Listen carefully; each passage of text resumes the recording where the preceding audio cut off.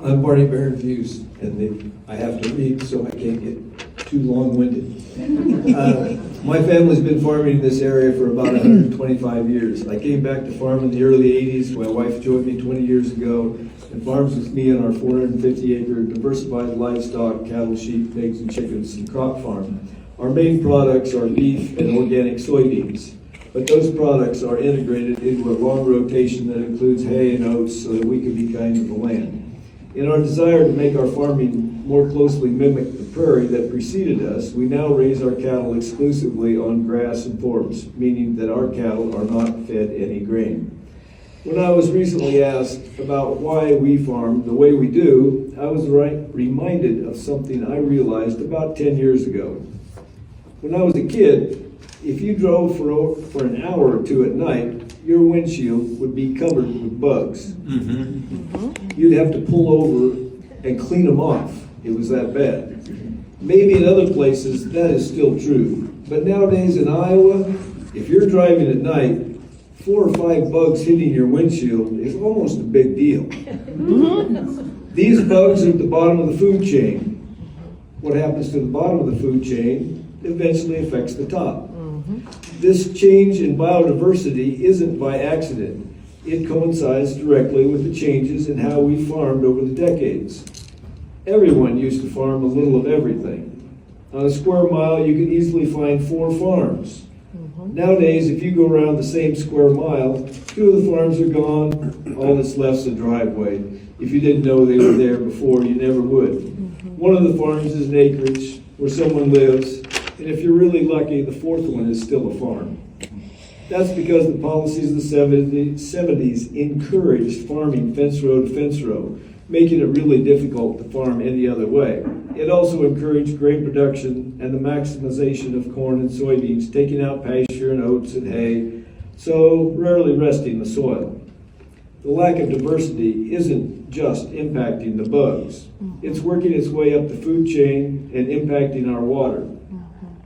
We have a creek on each of our 2 major farms. Each serve as a source of water for our cattle. The creek at our home place is Rock Creek. In 2022 and 2023, Rock Creek was filled with pretty colors. If you know anything about creeks, water isn't supposed to look like that. And Sugar Creek is always cleaner, and about 1/3 of it comes from Grinnell, the city of Grinnell. So instead of letting our cows drink from that creek, we had to haul 1,200 gallons of water a day, and they had access to the creek, but they drank the hauled water.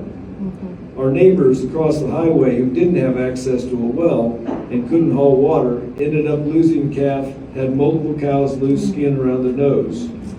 When diversification and soil health is prioritized over production, the result is clean water and nutritious food. The problem is, current farm policy does not incentivize diversifying and encourages the use of chemicals, often called crop protection products, which in layman's terms is poison. It's the poisons that are killing the bugs in the air, the water, and the soil.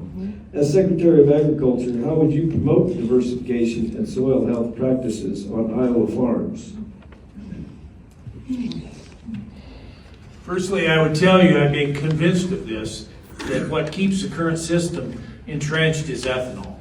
And so it keeps farmers growing corn and soybeans. We created a guaranteed market for corn. That's caused an inflation of land prices that really makes no sense. And so we have to start a retreat from ethanol, in my opinion, if we're going to diversify this landscape, at least at scale. So that's step 1. Then, we have 11,000 square miles of our land that are growing corn for ethanol. That's 1/5 of our state, besides the 20 counties. And so then we've got this land, what are we going to do with it, right? That's the question. And that's scary for a lot of people. What else can we do? Well, for example, here we have, I think, 4 or 5 food hubs in state of Iowa where they distribute food to schools and other things, and they use locally sourced food crops, vegetables.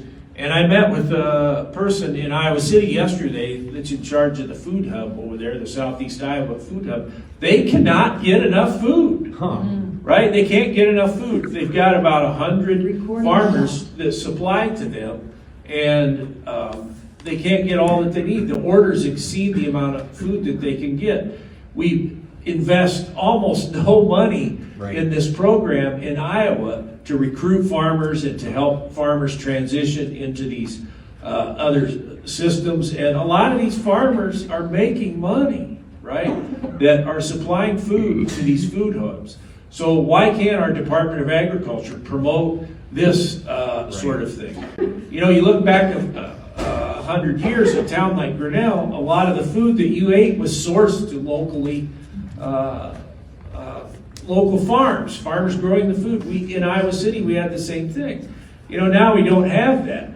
Farmers got funneled into this two-crop system. Right.